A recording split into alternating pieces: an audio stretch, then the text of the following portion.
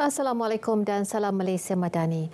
Menteri Alam Sekitar dan Perhutanan Siti Nurbaya Bakar menyatakan bahawa aduan Malaysia mengenai jerebu Indonesia adalah tidak tepat. Dan Kerajaan Indonesia melalui Kementerian Alam Sekitar dan Perhutanan KLKH nafi dakwaan berhubung jerebu akibat kebakaran hutan dan tanah di Indonesia melintasi Malaysia. Siti Nurbaya berkata pihaknya telah memantau keadaan itu dan mendapati tiada jerebu rentas sempadan sampai ke Malaysia. Berdasarkan pemerhatian Pusat Meteorologi Khas ASEAN ESMC selama beberapa hari, jerebu berada pada tahap sederhana hingga pekat di beberapa kawasan di Sumatera dan Kalimantan. Pada 1 Oktober, jerebu mula menebal di Kalimantan Tengah dan Sumatera Selatan. Namun tiada jerebu rentas sempadan yang diperhatikan.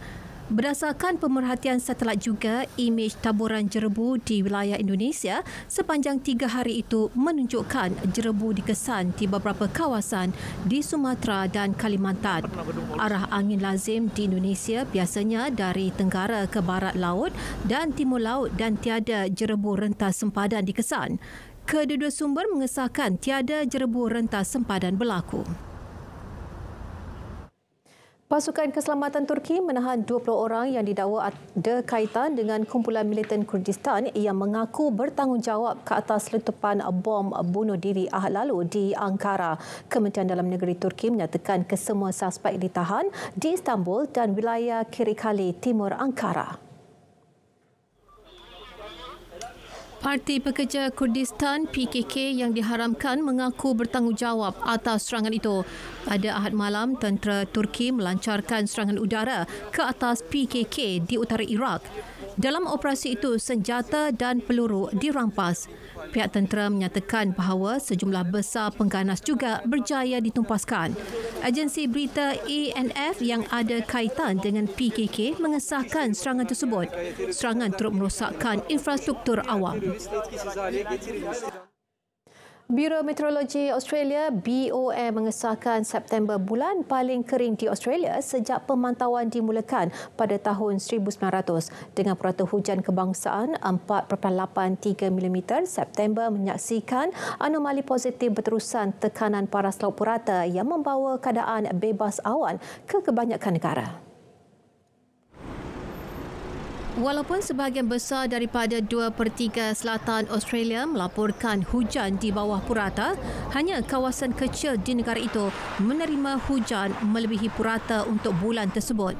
Selain itu, purata suhu kebangsaan ialah 2.43 darjah Celsius di atas purata untuk September, menjadikan bulan lalu sebagai rekod paling panas ketiga sejak 1910.